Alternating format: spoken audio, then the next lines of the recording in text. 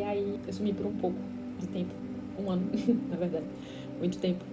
Mas eu tenho que me incomodado para compartilhar algumas coisas. Então, vamos lá. Cantares, capítulo 5. Eu tô muito nervosa. Que o Senhor me ajude. O livro de Cantares é sobre a história de Salomão com Sulamita.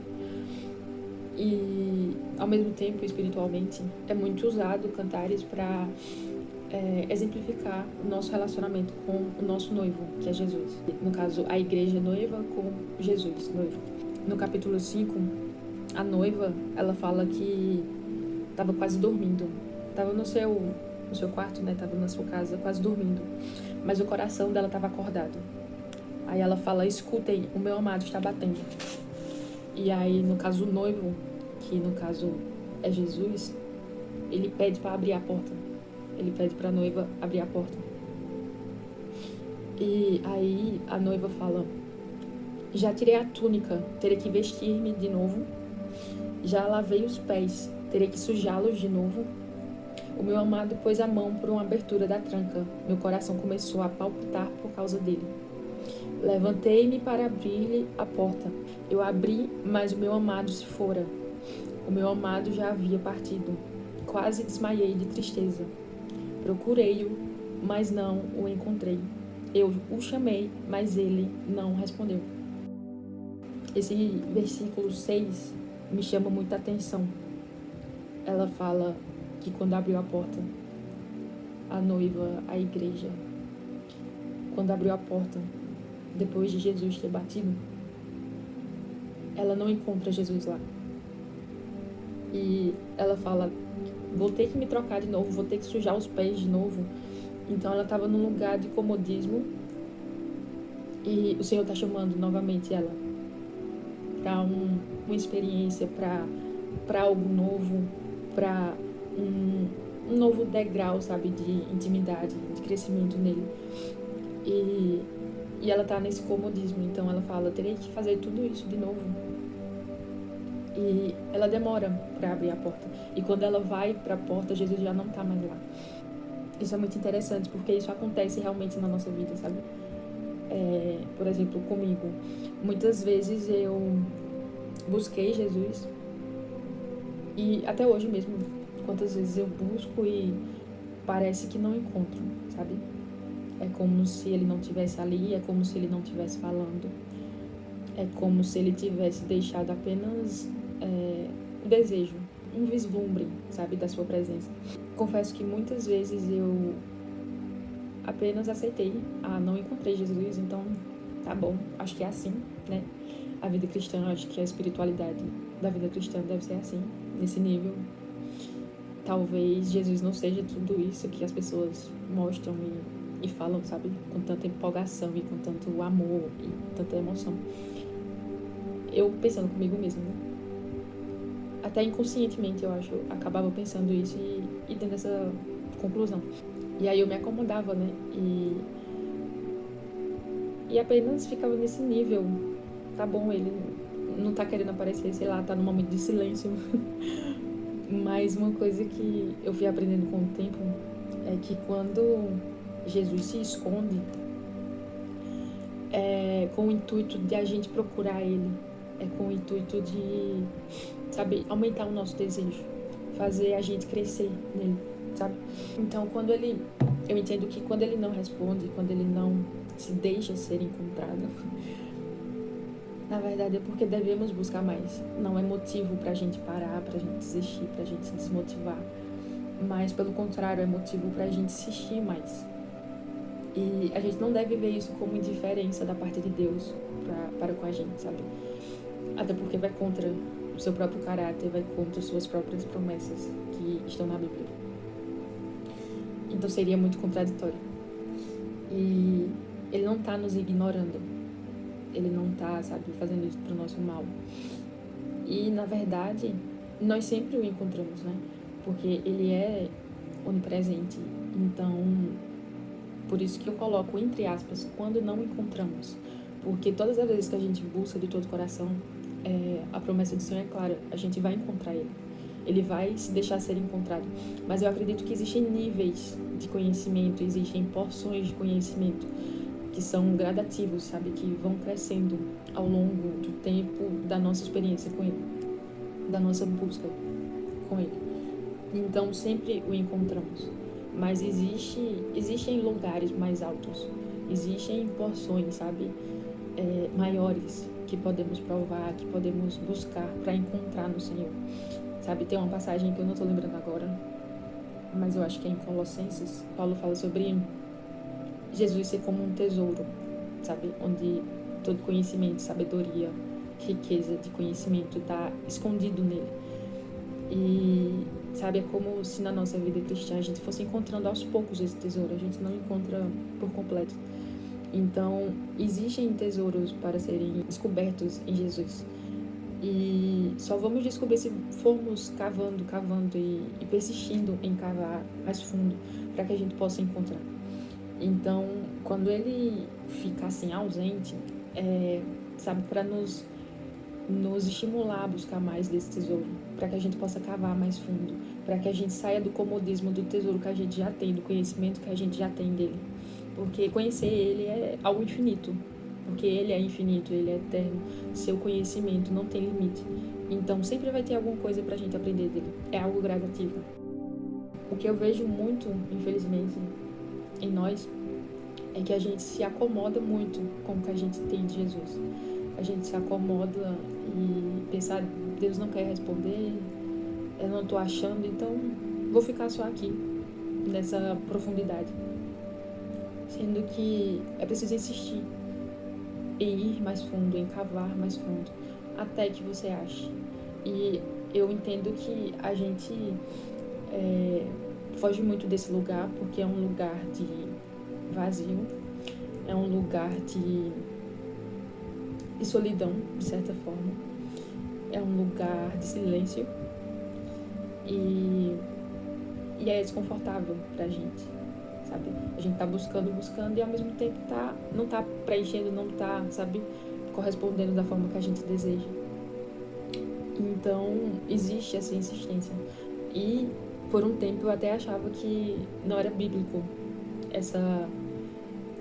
esse desespero que a gente deve ter, esse desespero santo que a gente deve ter por fome de Deus, sabe? Eu achava que, tipo, só fazer devocional todos os dias tava bom, sabe?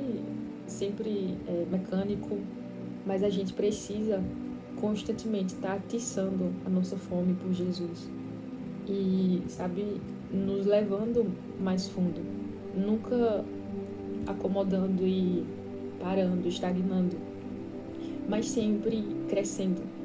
O Senhor fala na sua palavra que a gente deve prosseguir conhecendo Ele e a gente deve crescer em graça e conhecimento. Então, a gente não pode se contentar com o que a gente tem. A gente precisa sempre estar crescendo. Eu entendo também que o Senhor, Ele tem muita coisa para fazer a gente viver nessa terra, sabe? Lugares que a gente pode alcançar. Não falo sobre lugares físicos, lugares, sabe? Conquistas terrenas. Eu falo sobre lugares espirituais que a gente pode estar alcançando, subindo e crescendo, espiritualmente falando. E recebendo, sabe, do que Ele tem para nós nessa terra, espiritualmente. E às vezes a gente não recebe porque a gente não busca. A gente não recebe porque a gente não tem maturidade suficiente para sustentar essas coisas. E a gente não tem maturidade justamente porque a gente não quer passar pelo desconforto da insistência. Insistir e não ter resultado. E insistir de novo, e de novo, e de novo. E essa insistência, eu pensava que não era bíblica, mas depois o Senhor foi me mostrando exemplos que tem na Bíblia sobre pessoas que insistiram.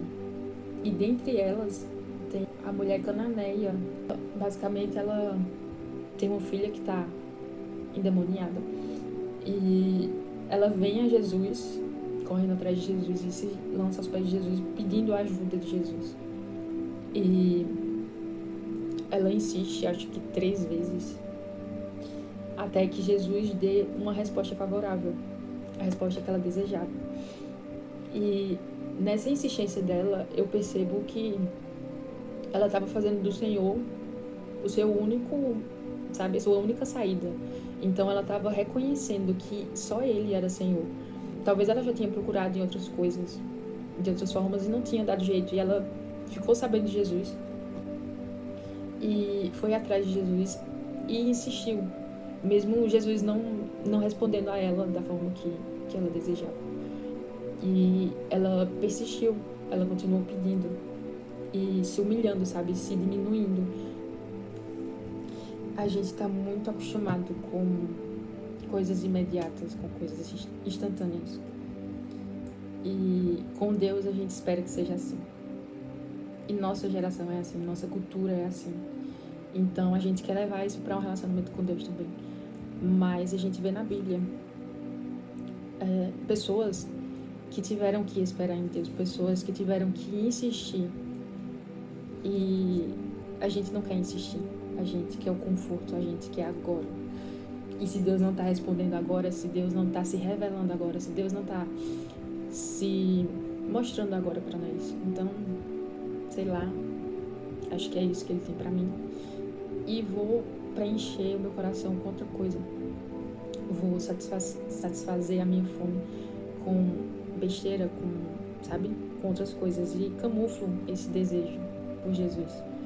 Eu não quero sentir a fome, eu não quero sentir o desconforto da fome, do vazio, do tédio, de estar, esperando. Lá em Mateus, capítulo 7, fala sobre a insistência.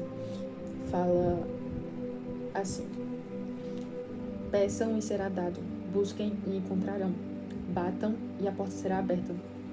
Pois todo que pede, recebe, o que busca, encontra, e aquele que bate, a porta será aberta. Então, a gente deveria ficar batendo na porta de Jesus até que Ele abrisse. E não desistir na primeira oportunidade que a gente tem, bater e, Ele não abriu, eu acho que Ele não me quer aqui, então eu vou embora. Não, a gente tira conclusões precipitadas e muito erradas sobre isso. Sobre buscar e não ser correspondido. Como eu falei antes, Ele não está ignorando ou, se escondendo para o nosso mal, ou sei lá o quê.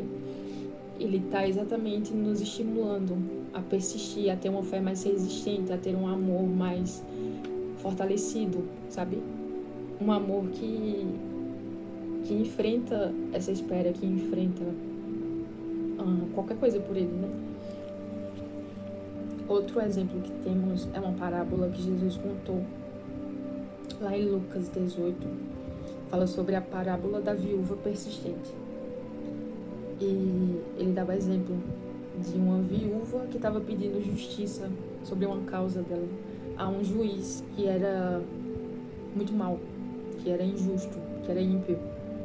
E aí ela fica insistindo. Aí, depois de um tempo, o juiz corresponde a ela, ao seu pedido. Ele faz justiça à causa dela.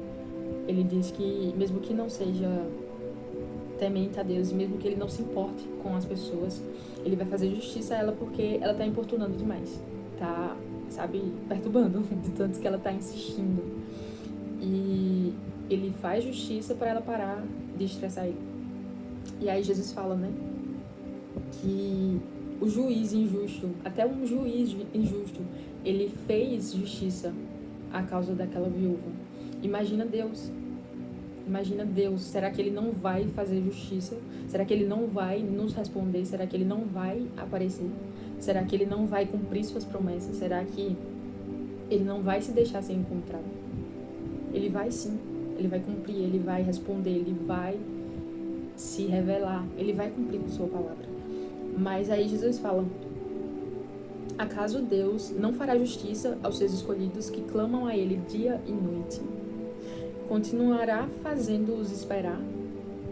Eu digo a vocês, Ele lhes fará justiça e depressa. Contudo, quando o Filho do Homem vier, encontrará fé na terra? Então, essa pergunta fala muito sobre, você está buscando, tendo fé agora, mas aí Jesus não respondeu. Será que você vai continuar crendo? Será que você vai continuar como aquela mulher cananeia que continuou buscando Jesus, pedindo o que ela precisava, Será que a gente vai reconhecer Ele como nosso Senhor e, tipo, ficar insistindo até que Ele nos responda? Insistindo até que Ele cumpra as suas promessas? Então, a gente precisa manter essa fé. E interessante é que no começo do capítulo, Jesus fala que contou essa parábola para mostrar aos seus discípulos que deviam orar sempre e nunca desanimar. Outro exemplo é a própria noiva de Cantares, em outra passagem, que está no capítulo 3. Outra vez ela fala sobre não encontrar o noivo. Ela fala assim: a noite toda procurei em meu leito aquele a quem o meu coração ama, mas não o encontrei. Vou levantar-me agora e percorrer a cidade. Irei por suas ruas e praças. Buscarei aquele a quem o meu coração ama. Eu o procurei, mas não o encontrei. As sentinelas me encontraram quando faziam as suas rondas na cidade. Vocês viram aquele a quem o meu coração ama? Perguntei. Mal havia passado por elas quando encontrei aquele a quem o meu coração ama. Eu o segurei e não o deixei ir, até que o trouxe para a casa de minha mãe, para o quarto daquela que me concebeu. E é isso. A palavra por si só já fala e sem palavras. Perceba que vou ressaltar alguns pontos. Ela procurou no leito dela, na cama dela, não encontrou o noivo. Na casa dela, ela não encontrou o noivo. E aí ela não se acomoda a ficar procurando só na casa, só no quarto. Ela sai. Ela diz que vai procurar pela cidade, ela vai percorrer a cidade. Isso exige esforço, isso exige energia, foco, determinação, vontade. E ela fala que vai por todas as ruas e praças e vai buscar aquele a quem o coração dela ama. E aí, no versículo 4, fala que ela encontrou o noivo. E ela diz que o segurou e não o deixou ir. Até que ela trouxe para sua casa. Até que ela trouxe para casa da sua mãe, para o quarto onde a mãe dela concebeu ela. No caso, um lugar de intimidade, sabe? O quarto significa um lugar de intimidade. A gente não leva qualquer pessoa pro nosso quarto. E, sabe, quando o visitante chega na nossa casa, ele não vai diretamente pro quarto. Ele vai conhecendo a casa aos poucos. E um visitante ir pro quarto, isso mostra intimidade, você já é próximo da pessoa. Então, ela insistiu, tipo, ela não desistiu até que ela encontrou, ela não sossegou. Tipo aqui, como a gente fala aqui no Nordeste, né? Ela não sossegou o facho. Até que encontrou o noivo. E a gente precisa ter essa perseverança, sendo noiva de Cristo. A gente não pode parar de procurar no nosso quarto. Ah, ele não tá aqui, então talvez ele não queira ser achado. Não é isso. A gente precisa sair pela cidade, né? De uma forma figurativa. A gente precisa sair pela cidade perguntando para as pessoas, cadê o noivo? A gente precisa se esforçar, a gente precisa tomar um posicionamento de busca, sabe? De desespero mesmo, um desespero santo. Pela busca por Jesus e não se contentar. Marcos capítulo 2, do verso 18 ao 20, está escrito sobre o jejum, sobre o noivo ser tirado. Fala sobre... Enquanto Jesus estava ali com os discípulos eles não tinham necessidade de jejuar, de praticar a disciplina espiritual do jejum. Mas aí, ele fala no verso 20, mas virão dias quando o noivo lhe será tirado, e nesse tempo jejuarão. No caso, é o nosso tempo. Nós não estamos com Jesus aqui, sabe? Pessoalmente, como os discípulos estiveram. E o jejum, ele fala muito sobre nossa fome por Jesus, sabe? Uma fome que a gente faz o jejum como uma forma de dizer para ele, sabe? Eu tô com tanta fome do Senhor Jesus, eu tô com tanto desejo do Senhor que eu não vou nem comer. Eu abro mão de coisas lícitas, por exemplo, a comida, que é uma coisa tão essencial para o ser humano. Eu preciso da comida para viver, mas mais do que a comida, mais do que o pão, eu preciso do Senhor, eu preciso da sua palavra. Então é um ato, sabe, de desespero. Eu uso essa palavra porque, tipo, é o que eu sinto realmente, às vezes. Uma fome gigante, assim, que explode no coração. E que nada satisfaz. Que nada consegue satisfazer. E então o jejum é uma forma de expressar isso, sabe? E de buscar esse alimento espiritual do Senhor. E ele fala que o noivo lhe será tirado. O noivo foi tirado da gente. E foi tirado na morte, né? Que aqui provavelmente também estava falando isso. E ele ressuscitou, então o temos, e o temos por completo. Mas nós ainda não temos ele em plenitude. Ele se deu a nós por inteiro. Ele não deu em partes ou só uma parte, ele deu inteiro. Só que como a gente ainda vive numa vida carnal, como a gente ainda vive na carne, né, nessa terra, a gente não tem isso ainda em plenitude, a gente ainda não vive isso por completo. Então, enquanto a gente está aqui na terra, a gente encontra Jesus como se fosse por porções. A gente vai encontrando ele e tendo experiências e o experimentando através de porções, através de vislumbres e não por completo ainda. Eu até escrevi aqui um exemplo que uma analogia. A gente experimenta Cristo agora como se fosse um prato de entrada e não como o prato principal, sabe? O prato principal é o que nos satisfaz, é o que, sabe? É principal, o nome já está dizendo. 1 Coríntios, capítulo 13, versículo 12, fala que a gente conhece o Senhor agora de forma incompleta, de forma parcial, só uma parte. E também tem outras versões que falam que a gente conhece agora Jesus como se estivesse olhando num espelho, um reflexo obscuro, meio manchado, sabe? Então a gente vê só em parte, de forma imperfeita. Não que o conhecimento de Deus seja imperfeito, mas porque a gente tá na carne. Então, tipo, a gente não tem essa capacidade de o conhecer completamente aqui. Então a gente conhece ele de forma imperfeita e incompleta. Mas no mesmo versículo fala de uma promessa, que um dia veremos e conheceremos a ele como ele é. Assim como ele nos conhece completamente, e sabe, mesmo que a gente esconda, mesmo que a gente camufle e use máscaras, ele nos vê como a gente realmente é, ele vê lá dentro o que a gente é. E a palavra diz que assim, da mesma forma que ele nos conhece por inteiro, a gente também vai conhecer a ele. E de forma perfeita, de forma completa. E aí, a partir dessa contemplação, que a gente vai ver ele na eternidade, a gente vai ser transformado à sua imagem, porque a gente vai estar contemplando quem ele é, quem ele verdadeiramente é, por completo.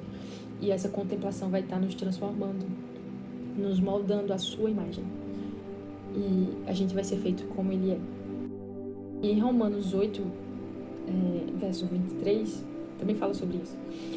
Fala assim: nós que temos as primícias, presta atenção, primícias do Espírito, igualmente gememos em nosso íntimo, aguardando a adoção de filhos, a redenção do nosso corpo. Então, aqui fala sobre nós termos, sabe, os primeiros frutos do Espírito. A gente tem resultados do Espírito já, é verdade. Mas ainda a gente não tem por completo, a gente não tem a obra completa ainda. A obra ainda não foi completa. Ele fala sobre gemer no nosso íntimo. Então é um sofrimento que causa dor, uma coisa, um incômodo. E nós precisamos desse incômodo. A gente não pode camuflar esse incômodo com essas coisas confortáveis da terra, sabe? E deixar essa fome de lado. A gente precisa alimentar essa fome. E é incrível que quanto mais a gente alimenta, nos satisfaz, né? Quanto mais a gente se satisfaz da presença de Deus, mais a gente quer, mais a gente se sente insatisfeito. Então é uma fome que sempre está presente. Justamente porque a gente nunca está completo. E vamos estar completos sim na eternidade, porque vamos provar do banquete, vamos provar do prato principal. Então aqui me faz entender também que a gente não deve se contentar com as primícias do Espírito. E se não está doendo, a gente precisa causar essa dor. Como causar? Se abstendo de distrações, se abstendo, sabe, do que toma nossa atenção. E lendo a palavra, tendo contato com a palavra. E o Senhor mesmo vai causar essa fome. E Ele mesmo vai satisfazer em porções. Ele mesmo vai suprir o que nós precisamos. no momento que precisamos.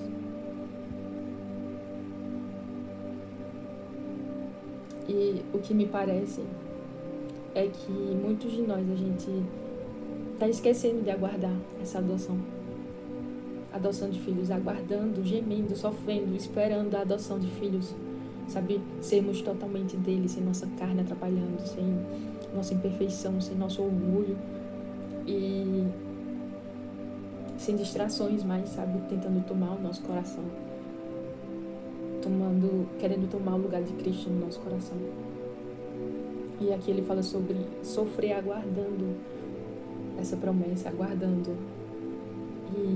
aguardando a redenção do nosso corpo. E aí você pode se perguntar, mas Jesus já não fez isso? Sim, ele fez isso. Só que, como eu falei, a obra não está completa. A obra já foi completa. Para Deus não existe passado, presente e futuro. Ele é atemporal, ele está além do tempo. Mas nós estamos no tempo. Para ele já aconteceu e já está feito.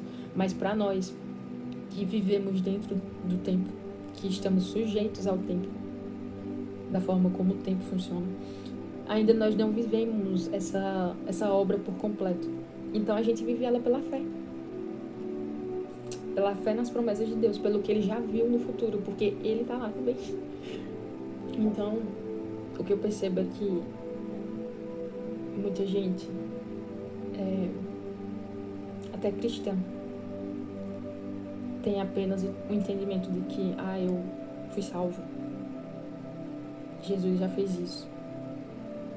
E se contenta com o pouco que tem. E se contenta com o nível de crescimento que tem. E não insiste em bater a porta. Não sai correndo atrás dele. Não se desespera por ele. Não se permite. Tá sempre se preenchendo de alguma coisa do mundo e que toma a nossa atenção. E simplesmente para de ansiar pela volta de Jesus. Simplesmente para de desejar. Sabe? Como se ela já tivesse a obra completa de adoção, como se já tivesse a redenção completa. E existem cristãos que simplesmente não estão mais esperando por isso, não estão mais ansiando por isso, não estão conseguindo, questão de conseguir mesmo, eles não conseguem desejar, justamente porque esse desejo está camuflado e sabe, meio que enterrado do tanto de bagunça que a gente vai acumulando e engolindo.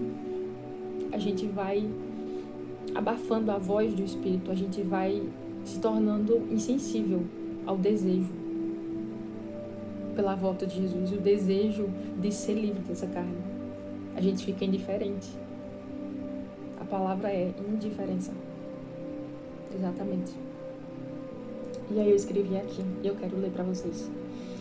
Não termos encontrado Jesus completamente e não termos sido totalmente restaurados deveria doer os nossos corações e nos fazer buscá-lo mais. Estar ainda nessa carne nos deveria causar desconforto. Deveria causar desconforto e não comodismo. Eu vou repetir.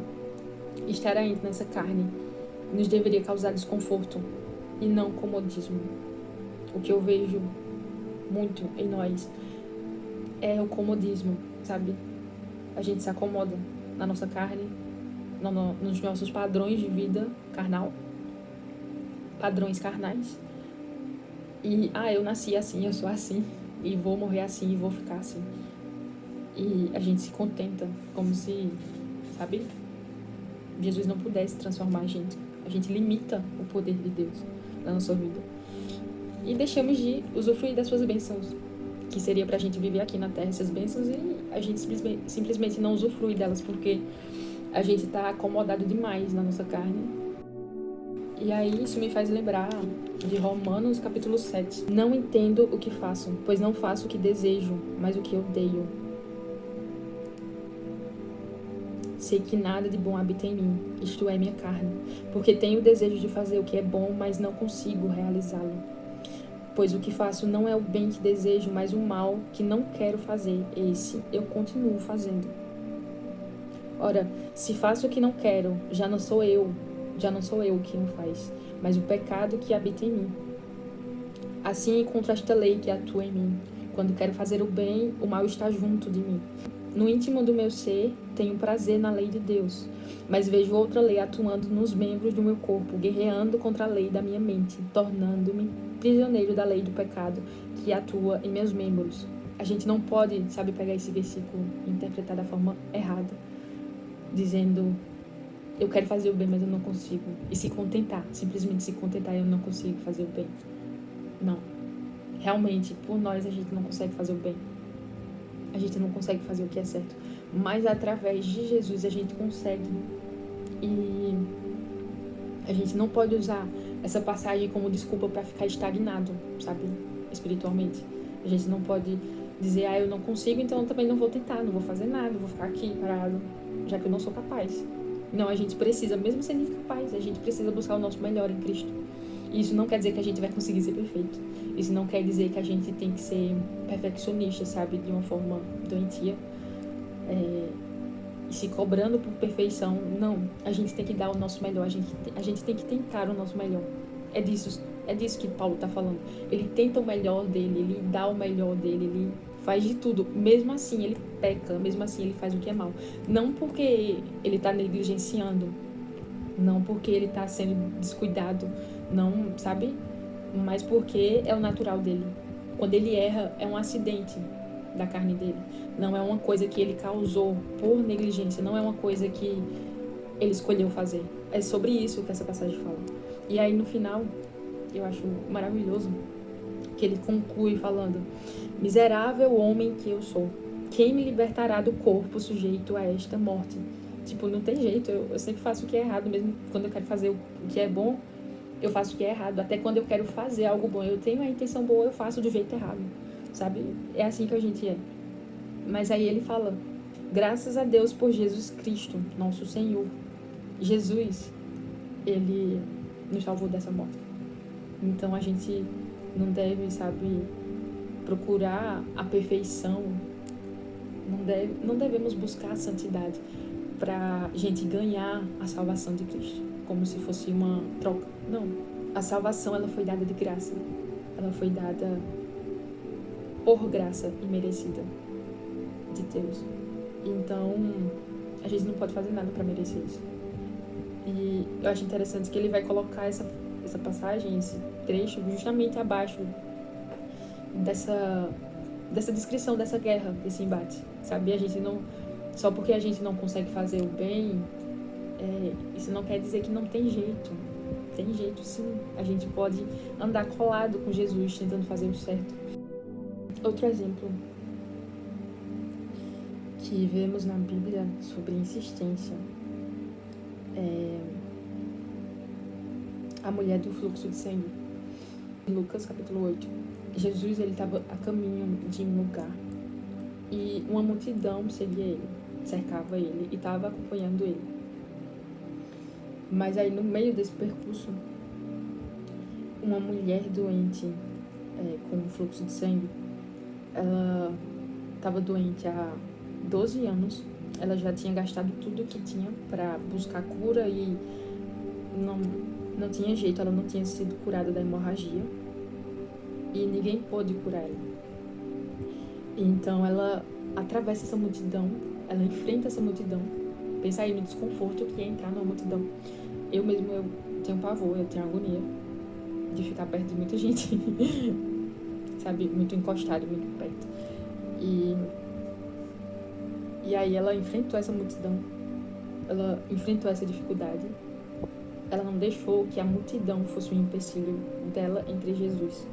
Então ela enfrenta essa multidão e vai até Jesus. E a palavra diz que ela encosta na borda do seu manto. Na borda do manto, eu imagino que ela estava, abaixada aos pés, Ela pegou a pontinha da roupa dele. E antes disso, ela acreditou, ela pensou, se eu tocar pelo menos na roupa de Jesus, eu vou ser curada. Ela teve esse pensamento. E aí ela foi e tocou em Jesus, na borda da roupa de Jesus, e foi curada. Com essa atitude dela, ela estava reconhecendo em Jesus todas as suas fontes. Ela estava reconhecendo Jesus como Senhor, como capaz, como Deus, como o único Deus. Ela fez de tudo ali na multidão. Ela poderia estar desmotivada. Não fui curada até agora, porque você agora, sabe? Por Jesus, que se diz que é filho de Deus. Mas ela creu, ela foi atrás, ela enfrentou a multidão. Todo esse esforço que ela fez, ela estava demonstrando que só nele as suas necessidades poderiam ser supridas, sabe? Só ele poderia satisfazer o que ela precisava. E estava colocando, né, Jesus como Senhor realmente da sua vida, como tudo o que ela precisa, tudo que ela necessita. Sabe, no começo da nossa conversão, se você já se converteu, você sabe como é, mas a gente fica com o primeiro amor, uma paixão muito, muito forte e, sabe, tudo que a gente consegue pensar é sobre ele, tudo que a gente consegue fazer é sobre ele, tudo que a gente quer falar é sobre ele. A gente fica doido, apaixonado. E com o tempo, com o comodismo, com o nosso legalismo, relativismo, nós acabamos deixando de lado de experimentar esse amor, sabe? Esse amor que faz com que a gente diga, eu deixaria tudo pelo Senhor. Esse amor que nos faz pensar, quero deixar tudo pelo Senhor. Com o comodismo, a gente vai perdendo esse desejo. Então a gente precisa conservar essa fome, essa falta. E a gente não sabe amar Jesus de forma perfeita. A gente não consegue amar Jesus da forma que ele merece. A gente não consegue amar de forma genuína. A gente é incapaz. Nós naturalmente buscamos com segundas intenções, sabe? A gente busca para conseguir algo, para ter uma resposta, uma oração respondida e para ter algo em troca. E às vezes até temos o desejo genuíno de amar ao Senhor, mas não conseguimos. Então, quando existe essa ausência de Deus, que ele deixa a gente buscando mais e mais e faz a gente insistir para ver se a gente realmente o ama, isso faz com que o nosso amor cresça e desenvolva e realmente se torne algo, sabe, um amor genuíno, que deseja quem ele é, que ama quem ele é, quem Deus é, e não que fica desejando e amando apenas o que ele pode fazer, apenas o que ele pode dar. Ele amadurece esse nosso amor no decorrer da nossa busca. E nós, nesse processo de buscar com insistência e não tá tendo resposta, retorno, isso faz com que a gente aprenda a desejar ele e amar ele mais do que as outras coisas, mais do que aquilo que a gente tem pedido em oração. Às vezes a gente começa a buscar Deus por algum pedido. Já aconteceu comigo. E tá buscando a Jesus por alguma coisa. E isso não é errado. Porque nossas fontes estão nele, então a gente vai buscar nele. Assim como essa mulher que estava com hemorragia, que estava doente. Assim como a mulher que estava com a filha endemoniada. Elas buscaram no Senhor necessidades delas. E ele supriu suas necessidades. Nossas fontes estão nele, então nós precisamos buscar nele mesmo nossas necessidades. Só que o nosso desejo por essas orações respondidas, sei lá, de emprego, de uma conquista, de uma casa, de algo, sabe, material, essa nossa busca por essas coisas, isso deve ser menor, isso deve estar abaixo. A nossa busca por Jesus, o nosso amor por Jesus, o nosso desejo por ele tem que estar acima dessas coisas. E nesse tempo em que a gente fica insistindo em buscá-lo, a gente aprende a se despedir de todos esses desejos, sabe? A gente aprende a amar Jesus por quem ele é, não pelo que ele pode dar, não pelo que ele pode fazer. A gente precisa desse tipo de amor, sabe? Jesus, ele não precisa. Ele não é carente, ele não está implorando amor. Mas nós fomos feitos para amar ele. E o nosso sentido de vida é amar a ele, é adorar ele, é entregar a ele a nossa adoração, a nossa devoção. E quando não fazemos isso, a vida não tem nenhum valor, não tem nenhum sentido. E para fechar, eu quero apenas falar sobre um ponto que é viver o equilíbrio entre a insatisfação, a fome e a satisfação em Jesus. Porque sim, existe a satisfação em Jesus. Tipo, ele é tudo o que precisamos para agora, para o nosso momento agora. E ele vai nos satisfazer agora. Só que existe uma fome que é pela eternidade. É um desejo pela eternidade que a gente ainda não tem. Uma eternidade com Ele. A gente ainda não tá lá. Então, ao mesmo tempo que a gente vive satisfeito no Senhor, em quem Ele é, conhecendo Ele e, sabe, se contentando nele, a gente precisa também, ao mesmo tempo, ter essa fome, esse vazio, essa falta, e dar atenção a ela, sabe? A gente precisa dar atenção a ela. Não deixar que ela morra, não deixar que ela desfaleça, essa vontade, esse desejo pela eternidade com o Senhor. Você não precisa ficar desesperado de uma forma ruim, sabe? Só porque você ainda não tá na eternidade, só porque você ainda não tem a obra completa do Senhor. Sim, tem que causar inquietação, tem que causar, sabe, incômodo no nosso coração, mas não de tirar a nossa paz. A gente vai buscar Ele em paz, a gente vai se desesperar em paz, sabendo que Ele responde, sabendo que Ele corresponde e sabendo que um dia Ele vai cumprir as suas promessas, inclusive a promessa da sua volta, a promessa do nosso corpo glorificado, a promessa de estarmos para sempre com Ele, satisfeitos nele, completos nele.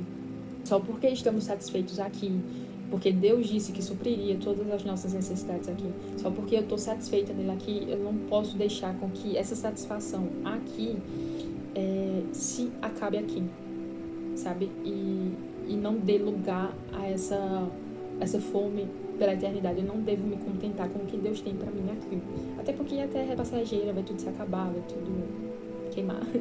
E a gente precisa olhar além dessa satisfação que Ele nos dá aqui, a gente não pode se contentar. E é isso. Eu espero que, de alguma forma, essa reflexão tenha edificado a sua vida, da mesma forma que o Senhor edificou a minha. E que essa palavra venha te abençoar e te causar inquietação em relação à fome pelo Senhor. E que você possa tomar uma posição, caso você não tenha tomado essa posição, de se deixar sentir fome pelo Senhor. Meu desejo é esse, que você tome essa posição, que eu tome essa posição continuamente, e que o Senhor possa te abençoar, em nome de Jesus. E se você acha que essa palavra vai ser útil para alguém que você conhece, você manda essa mensagem e envia. E você pode estar deixando seu comentário, falando sobre algo que possa agregar ao que a gente está conversando aqui. Fiquem com Deus e cheiro.